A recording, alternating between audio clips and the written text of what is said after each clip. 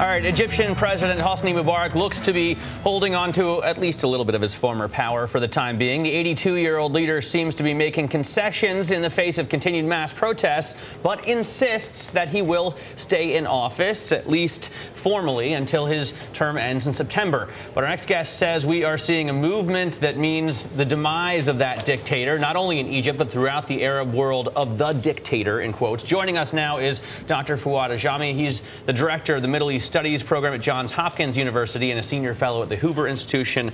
Dr. Ajami, thank you so much for joining us. Thank you both for having me again. Let me get first off your take, since we last had you on the progress of the change, the switch to a democracy in Egypt and President Mubarak's rule there. We're hearing that he might take medical leave and go to Germany, but he would still stay officially as president of Egypt. Is that okay? Well, with your indulgence, since the previous item was about Twitter, there is actually a Twitter joke in Egypt about Mubarak. The Egyptians are real jokesters. They love jokes. And even Mubarak couldn't kill their love of jokes. So here's the joke. Mubarak dies, goes to heaven. He meets with his two predecessors, Massar and Sadat. So they ask him, what did you die of? An assassination, poison, an assassin's bullet, a revolution? He says, no, I died of Twitter. So this is an autocrat facing a young population, and he is completely reluctant to go. And what has happened, what we have is a standoff between the ruler unwilling to go and the population unwilling to live with his tyranny. There is his vice president. There may be a way. He's not exactly, the vice president is not exactly a sworn Democrat, but perhaps he can give everyone a convenient way out of the straitjacket that both the opposition and Mubarak are now in. Dr. Ajami, is that what you're expecting at this point? Well, no, I don't know. I mean, I have decided that this story is a reporter's story, that we can always catch up with what's going on. It's really very hard to tell. I think, obviously, the moral authority of Mubarak is spent, but he's a stubborn man. He refuses to move. He is determined to show that he's not Zayn al-Abidin bin Ali. He's not going to flee his country, and this matters greatly to him. And the people around him are trying to maneuver him out.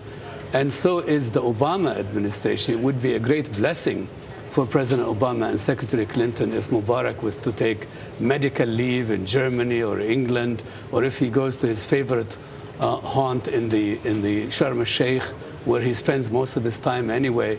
But he's dug in, and so are his opponents. What do you think about the other dictators around the Arab world? I mean, you wrote the cover story on Newsweek called Demise of the Dictators. We saw Ben Ali obviously go, but the King of Jordan, Abdullah, is still there. He's dismissed the political leaders that he is in charge of, but he is still there. You see the president of Yemen still standing strong, although he says he won't run in 2013. He's still there. I mean, are they all going to try and dig in and hold on as long as they can? Will it be a fight? Absolutely. It's rule or die.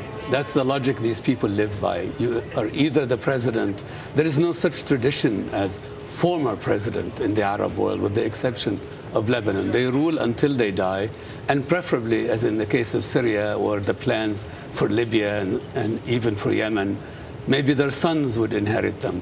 So this is a fight to the finish between the old autocratic order and people who are done with them, who want to be rid of them and of their corruption and of their prisons. Let me just ask, while we have you here, why is Lebanon the exception? Why have they gone towards such a strong democracy? You're a Lebanese-born.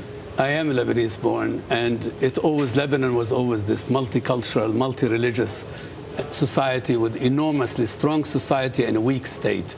The sorry and bad news for Lebanon today is the rise of Hezbollah in the politics of Lebanon. This is the new development. This is really the cruel heist played on the Lebanese. And this is the concern about what could happen to Egypt, for example, if they go towards democracy. Well, right? That's exactly right. But we cannot tell the Egyptians, look, folks, we don't want you out in the streets fighting for your rights against this rotten ruler.